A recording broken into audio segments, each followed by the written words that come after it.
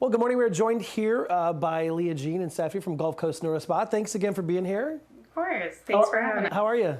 Good. It's warm out there today. Yes. So we're talking. It's September. It is Suicide Prevention Month, and that is that's something that you guys work with hand in hand here at Gulf Coast Neurospa. So for those individuals who there may be folks out there that are contemplating this decision right now, what are some of those signs? Like for those of us who it may be our loved ones. What are some of those signs that we should be on the lookout for? So some common signs when someone's having suicidal ideations, they may become more withdrawn. They may start, giving away, selling their things. Irritability, kind of shift in mood, their regular mood, sleep disruption, substance abuse. And these are all things that can be a myriad of reasons of why people would be going down the road of making this decision. Yeah. What is a way that we, for those of us again who don't know what we don't know, how do you begin to approach someone that is having these thoughts? I think it's really important to just be direct and be clear because sometimes it's easy for us to think that we're addressing an issue head on. When really we're just kind of dancing around the topic and not saying what we mean to say. So with something as serious as, having a concern that a loved one might be suicidal, the most important thing you can ask is, are you thinking about hurting yourself? Like, are you suicidal? Are you struggling? It's okay to talk to me and how can I help? But being direct is really important, when it comes to suicidal thinking or behaviors. So if you're talking to someone right now, a family member or a close friend or even a spouse, what is the first step to making that approach?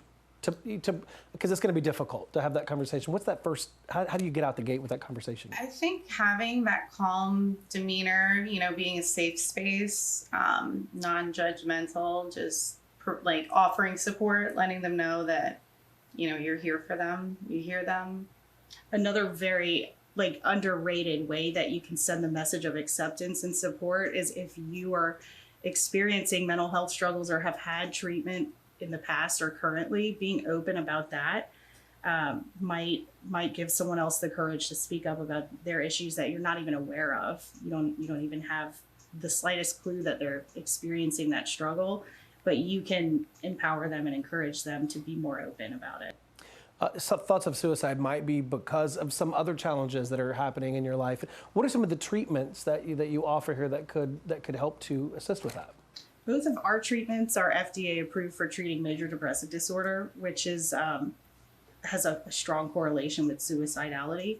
But one of our treatments, so we have TMS and Spravato, and Spravato is an S-ketamine nasal spray.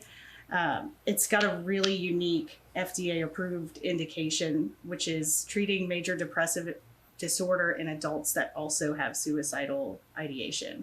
So it's not treating the suicidal ideation, it's not reducing that, but antidepressants have a class warning that they could worsen symptoms and could cause suicidal ideation. So Spravato has that FDA approval that it won't do that, and that's completely groundbreaking in the world of antidepressants. So it doesn't have that class warning for adults, which is really exciting.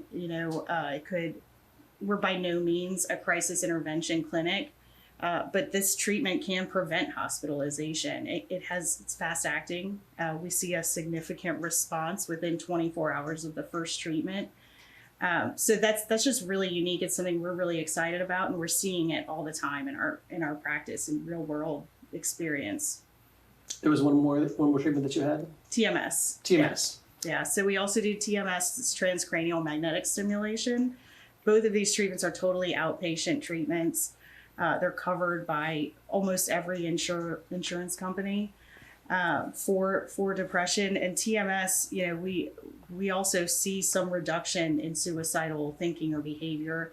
Again, I like to reiterate, it's not a replacement for crisis intervention if there's a plan in place to act on thoughts of suicide. But our treatments, we're just seeing great, profound results in relieving depression. So if this is triggering a thought process for someone else who's watching that may be thinking about this, how do they begin this road to these treatments? Yeah, just, sometimes making that first phone call can be the most difficult part. So we try to remove as many barriers as possible. We don't require a referral. You can call our office during business hours, or at any hour send a web inquiry through our website. We try to get people scheduled for an initial assessment within 1 week of initial contact. We can do sooner usually if needed.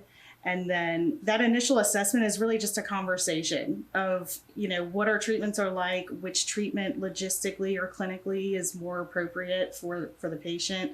And then we try to put the patient in the driver's seat and let them kind of steer their treatment from there after receiving that education from our doctors. I was going to say our providers are really great at empowering the patients to kind of, take the reins in their healing journey. Well, speaking of patients, who qualifies? How would you know if you qualify for this? So for Spravato, it's approved for 18 and up. And then TMS, it was recently approved in 16. Yeah, for adolescents 15 and older who are diagnosed with depression and have failed at least 1 to 2 antidepressants in the past, just depending on which insurance plan they have. And our staff are really awesome at talking patients through this, or prospective patients who call.